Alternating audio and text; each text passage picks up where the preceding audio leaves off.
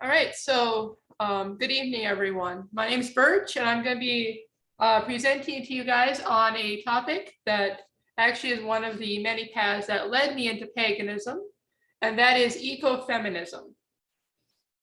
So first off, what is ecofeminism? What does this term mean? Well, ecofeminism excuse me, is a philosophy that arose in the late 20th century as an answer to the male-dominated patriarchy that has existed throughout Western culture for thousands of years before that. Ecofeminism uses the basic feminist tenets of equality between genders, a reevaluating of patriarchy and hierarchy, and a view of the world that respects organic processes, holistic connections, and the merits of intuition and collaboration.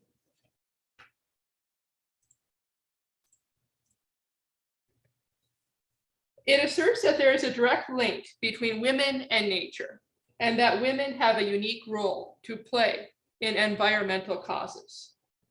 Ecofeminism can therefore be seen as a combination of two other movements which reached precedent in the 1970s, the women's rights movement and the environmental movement. It is sometimes referred to as the third wave of feminism and has contributed to many environmental success stories. Also, from the pagan side, neo-paganism, reclaiming witchcraft, and other pagan traditions have taken the ideas behind ecofeminism and brought them into their own beliefs. Under the ecofeminist lens, issues such as the oppression of women in society and the abuse of the earth are two sides of the same coin, justified by the same structures which see the earth as natural resources to be exploited, and women as needing to be controlled because by being so close to nature, they are unable to govern themselves or their own natural impulses. So the term ecofeminism was coined by François d'Aubonne, a French feminist writer who wrote a 1974 book which used the phrase called Feminism or Death. In that book, she calls for women to take the lead in environmental causes, turning that same considered innate connection to nature on its head and saying that this is a reason why women should be at the forefront of defending the earth. She urged women to rekindle that special connection and blamed much of the environmental issues of her day on the effects of patriarchy on the world. Her book was a huge success and was picked up by both the feminist and environmental movements, and also many members of the pagan movements of the 1970s also drew direct influences from it. For the next decade, ecofeminism was widely known in those in academic circles with some popularity, but it was Yenestra King whose article, What is Ecofeminism, in The Nation in 1987, who is credited with widely popularizing the idea in American culture. King, along with other feminists of the 1980s, urged women to fight both for their rights and the rights of the earth. And as it has continued to grow over the last few decades, you can also see some clearly defined schools of thought within the larger ecofeminist umbrella, which we'll talk about next. So some of the different schools and perspectives within ecofeminism. Probably the two largest camps are the radical ecofeminists and the cultural ecofeminists. Radical ecofeminism holds that the link between women and nature is problematic because it's being used to denigrate both.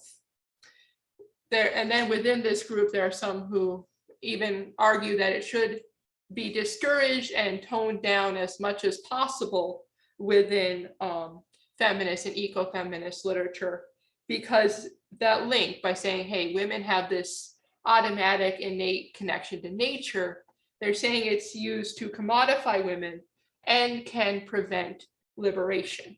In short, basically by urging women to be more in tune with their emotions and that intuitive connection to the earth, they're holding themselves back from being able to reach their full potential as human beings.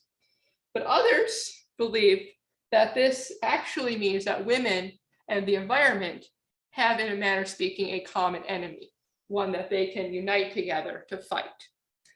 So within that school of thought, those are kind of the two subgroups within the subgroup. And the other one is cultural ecofeminism. Cultural ecofeminists encourage and believe in this link between women and the natural world. This is especially common among a lot of pagan ecofeminists, because the idea is that as the primary link between humans and nature, women are able to achieve that deeper understanding of the natural world, and it can be used to enhance their own spirituality, their own feminism, their own womanhood through that connection with the earth. They also are the ones who tend to argue, well, that women, because of this connection that women have to the earth, women are disproportionately affected by the abuse of the earth. And so that link needs to be used then to heal the rift between humans and the earth, to kind of bring all the people closer to the earth, closer to environmental protection, and to use that connection for the greater good. So like I said, cultural ecofeminists are especially common among pagans and other followers of earth-based religions, especially in many goddess-based and women's pagan groups. A lot of female covens will especially encourage and use this philosophy as part of their teachings. And some have even gone so far to assert that Western religions, such as Christianity, cannot be trusted with either earth preservation or with women's liberation. And others will say that, well, maybe we can work within these groups, maybe we can make them better. Others just say, burn it all down and start fresh from an all natural perspective. So there have been frequent challenges to the ecofeminist order as well, which claim that the movement may be too colonialist, too heterosexual, or too stereotypical, by assuming that all women want to be this nurturing, motherly figure. Answers to these challenges, I don't have time to go into all of them, but there's a whole slew of things you can read about, and I'll talk about some in my bibliography section, but it can be seen in a lot of lesbian ecofeminist literature, minority ecofeminist literature, and developments from the initiatives from the developing world. So women's link to the land and the environment is a worldwide phenomenon. And in its favor, the ecofeminist movement has been global almost since the very beginning. And queer ecology has led to many practical applications of ecofeminism. And so to talk about that, I want to share an example of a very impressive movement that was done in Uttarakhand, India, back in the 1970s. So in the 1970s in Uttarakhand, India, women were primarily responsible for maintaining the natural resources, the farms, the water, raising their children, and of course, making sure there's firewood and fuel and those things for the homes. And at the same time, the changing economy of India meant that now commercial logging was moving in on some of the old forests of India, very close to where these women lived. And not only was it, of course, just being a blight, wiping out the trees, but it was also causing problems for the women as they were trying to work their farms. The commercial logging was causing soil degradation, water loss, and other problems because the trees were no longer there to help prevent flooding and other natural disasters, and it was also causing soil loss. So inevitably, the women decided to do something about this, and this is an amazing true story.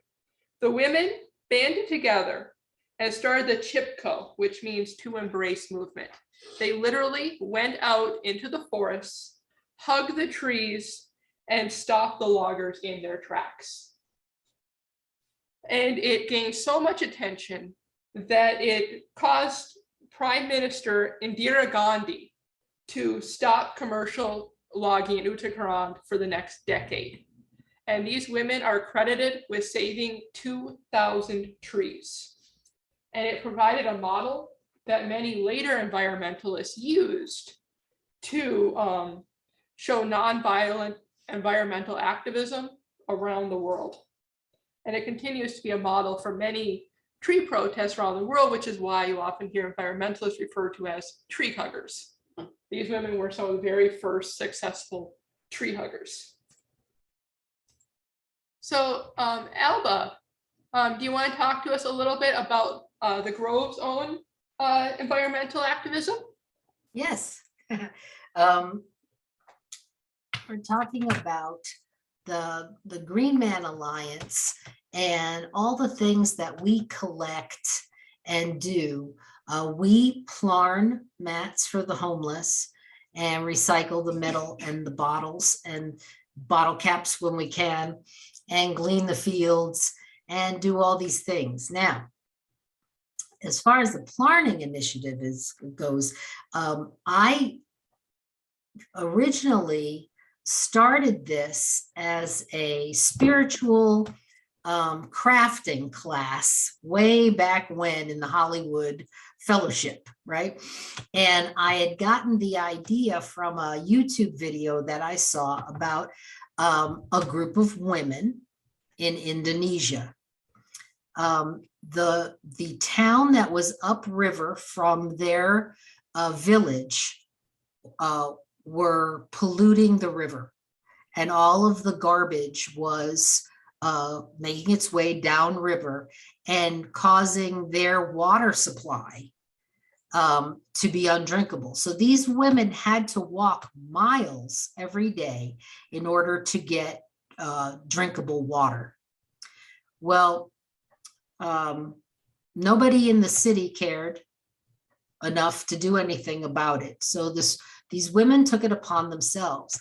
They started collecting the garbage out of their river, and they recycled all the glass and the cans and the things, just like the Green Man Alliance does.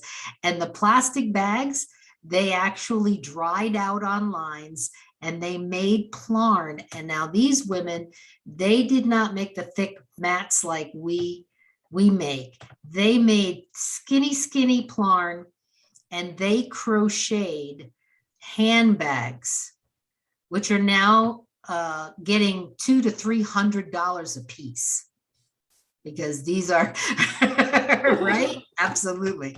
So now, not only did these women clean their water supply so they don't have to walk anywhere for their water, but they also made enough money to buy the land that they live on so that nobody can come in and pollute it again. Wow. So with that inspiration, I just, I wanted to do it too. And that's really what crafting activism, there's a word, craftivism, is all about. It's taking your handiwork, or what we call women's work, and making a statement, making a difference in the environment and in the whatever political agenda that you happen to be protesting. So I'm real interested in that, and I'm going to add to this Green Man Alliance whenever I find something else we can do. Wonderful. Thank you, Alba. So yeah, so that's some examples of how even right here, we're continuing to be inspired by activism and craft activism, even right in our own backyards.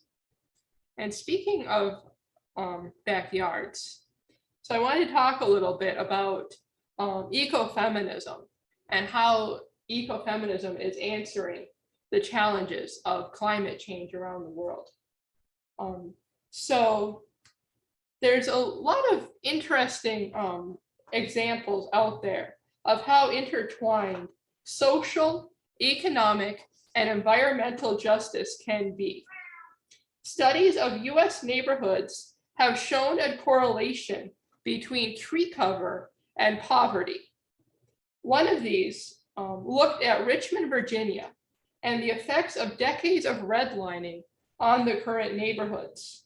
Because of the reduced tree cover, the streets were up to 8 degrees warmer than similar neighborhoods, which had not had the same historical background. And these temperature decreases are only getting worse because of the climate change and the increasing urbanization. And that's even causing now major health and safety risks for people living in those neighborhoods today. The ecofeminist perspective highlights the simple fact that environmental and human rights are often the same. In many cultures, women are responsible for managing natural resources, including food, timber, and water. Just like Alba talked about those women in Indonesia, they were responsible for trying to get the water for their families. Because it was polluted, they had to walk several miles to get it until they were able to fix the water supply.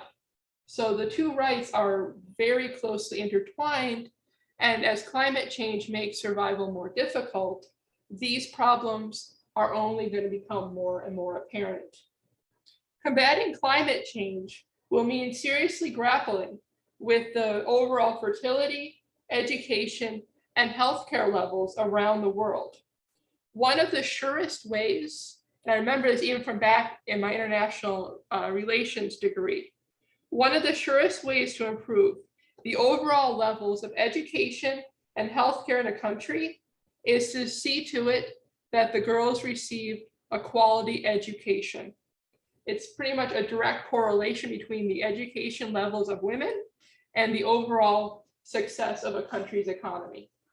It's pretty much a one-to-one correlation between the two. And when that changes, the next generation sees those benefits, because what happens is, as you have a lot of people with, I remember for your own families, mothers are usually the very first teachers that any children will ever have. If the mother is well educated, she can help her children succeed in school better than if the mother is illiterate and uneducated herself, which means that to fight climate change, a lot of that is going to rest upon women's education and women's rights throughout the world. And thirdly, much of the human-led consequences of climate change stem directly from the view that the earth is nothing but a series of natural resources to be exploited and not a living ecosystem deserving of its own rights. Let's consider the issue of the Colorado River, for example. Water fights have divided out the river's flow to an ever contentious group of people. And all these people want to use the water for their own uses, for their own needs. And with the mega drought now being exacerbated by climate change in the West, the situation is only getting worse. And forgotten in all of this and all of these water fights is the Colorado Delta, where it once met the ocean. This landscape, once a thriving ecosystem filled with fish, water birds, and other animals who relied upon the Colorado water, is now a desiccated husk of its former self. In many years, no water reaches the ocean at all. It just dries up before it ever gets there.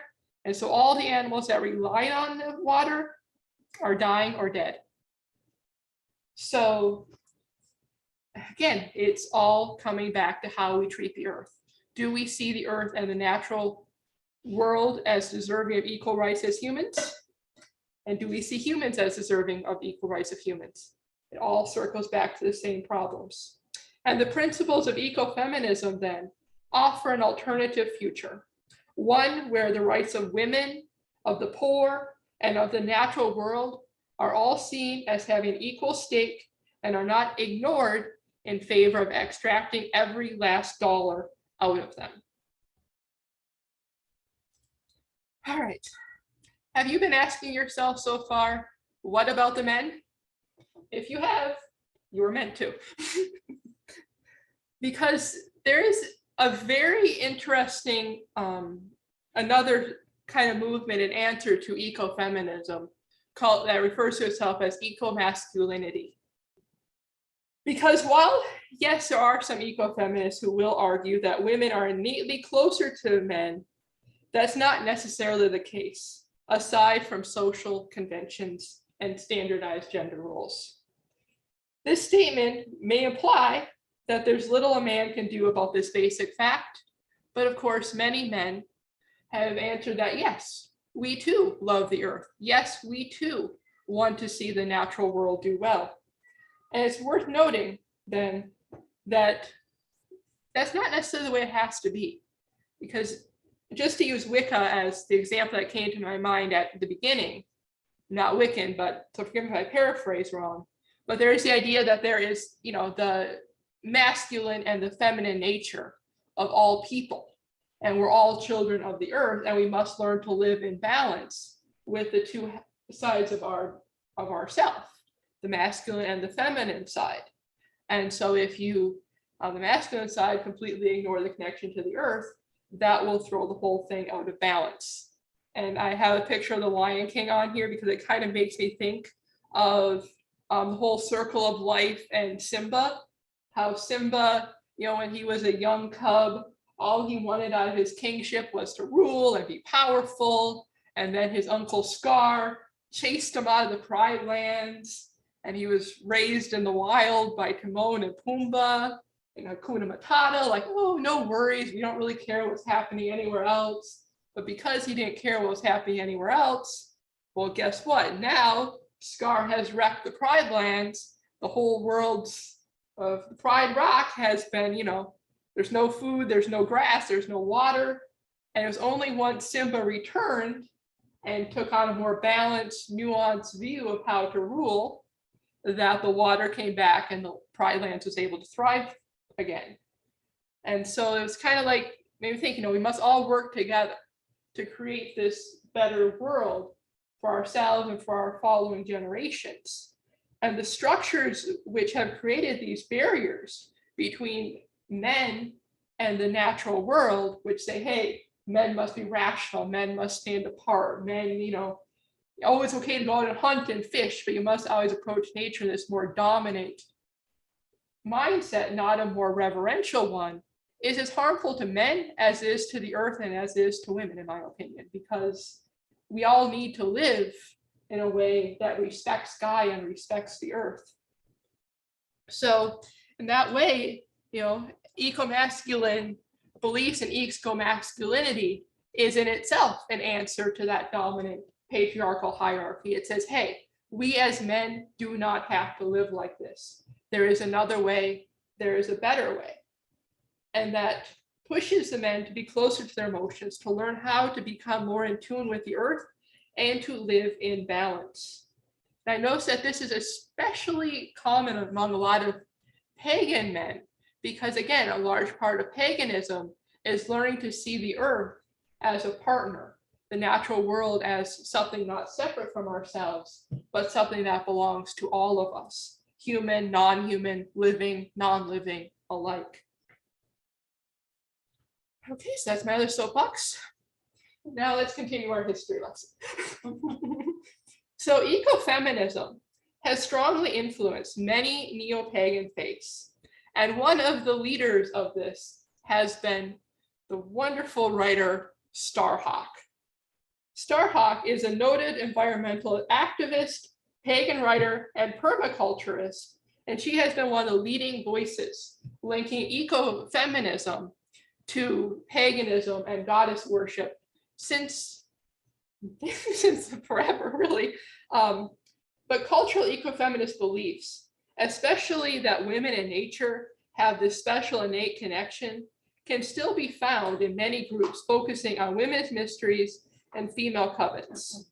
In the 1970s, a lot of these new goddess movements were looking for alternatives to the patriarchal, God-dominated belief of Western religions, and the ecofeminist art and thought were ready for the taking.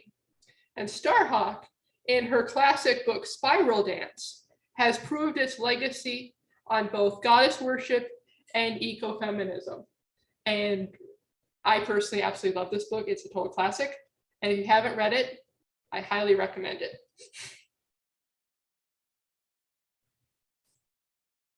Okay. So an ecofeminist perspective or an eco-masculine one can really deepen and enhance our pagan practice. Because again, it's all about reshaping how we look at the earth. You look at the earth and the natural world as a partner, as something that is not separate from you. You can see a lot in groups that animist practices, goddess worship, even I know some of the shirts on the masculine or Nunos, sure some of that has it as well, though I'm less familiar with those personally. But both ecofeminism and ecomasculinism can guide us to see how we can live more sustainably and more harmoniously with nature, not just for mundane reasons, but for spiritual ones. This may be through concepts such as the divine feminine and really connecting with the divine aspect of the earth and the God divine aspect within ourselves. It can also be through basic everyday tasks like gardening or building a food forest, through hiking, environmental activism, or even just simply spending every day aware of the earth and the world around you and how beautiful it is. There's a thing called deep ecology. It's or eco-spiritualism, and it's very similar to eco-feminine, eco-masculine in a way, because it really holds that there is no separation between the individual and the environment, that on a fundamental level, we are all connected to each other. And what happens to one will happen to the other, because there's no separation. So everything we do is influenced and influences in turn. And in some ways, of course, this is the ultimate goal of the ecofeminist and eco-masculine movements, because it says that we all must learn to become one with nature and with the divine spirit of the earth. And of course, it is hard to love and worship the earth and to see her as a thing to be used, because the two just don't mesh. When you accept that the earth is a living entity and you worship it as such, you can't just go off and slaughter a whole bunch of trees just because you want to, have some money for killing trees. I mean, I'll just share with you real quick. So I was back in Minnesota a few weeks ago, and some of our neighbors, like down another road a little ways away, I don't know, they had a whole bunch of trees right off the road, like hundreds of them. And when I was going down, they had chopped them all down and they were piled up in this huge log, and I almost cried because I was like, oh my gosh, those poor trees. I'm like, that's murder. Well, my non-pagan parents were a little confused as to why I was insisting that they were murderers, but as far as I was concerned, they were murderers because they had killed those trees for no apparent reason, probably just to make some money. I understand we need money, but murder is not the way to go. So, with that said, let me I want to share with you a song that was largely the inspiration for today's class. So I'm going to stop the screen sharing here. Hello, everyone. So let me go ahead and do another share screen so I can share with you the song Burning Times by Fairy Elaine Silver, whom I've met, and she is a wonderful lady, and this song I think really captures the full meaning of ecofeminism for me.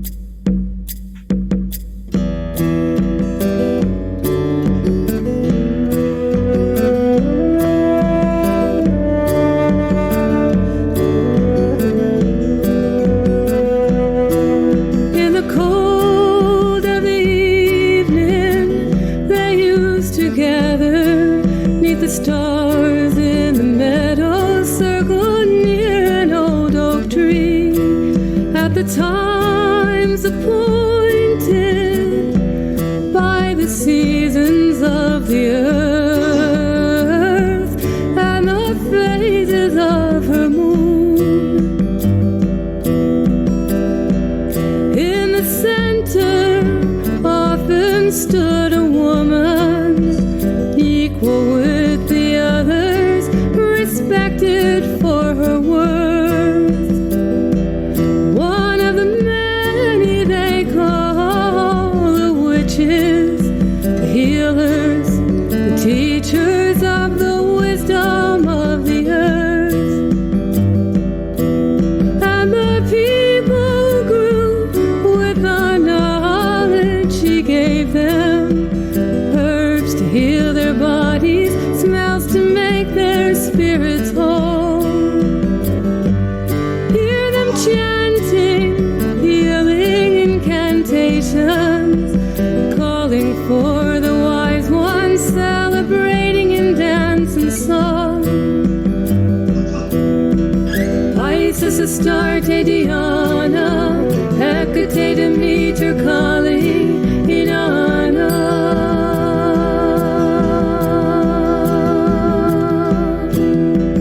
Isis, Astarte, Diana, Hecate, Demeter, Kali, Inanna.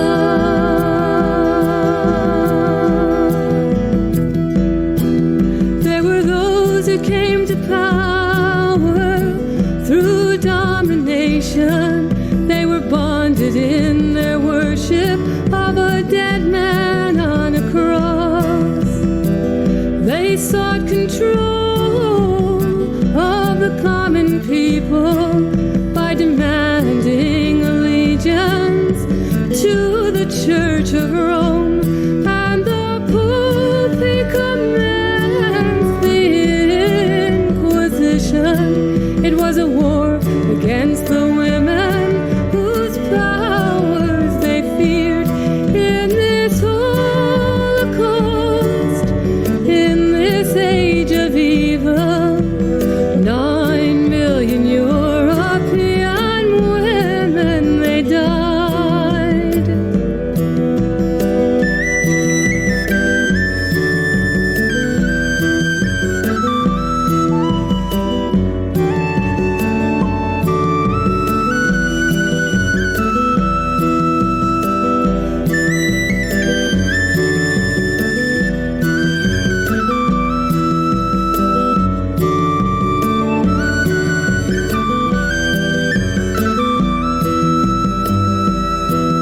And the tale was told of those who by the hundreds, holding hands together, chose their deaths in the sea, while chanting praises of the Mother Goddess.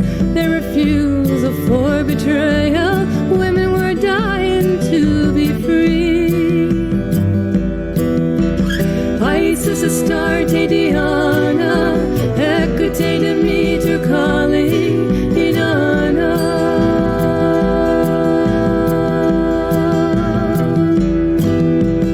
Isis, Astarte, Diana.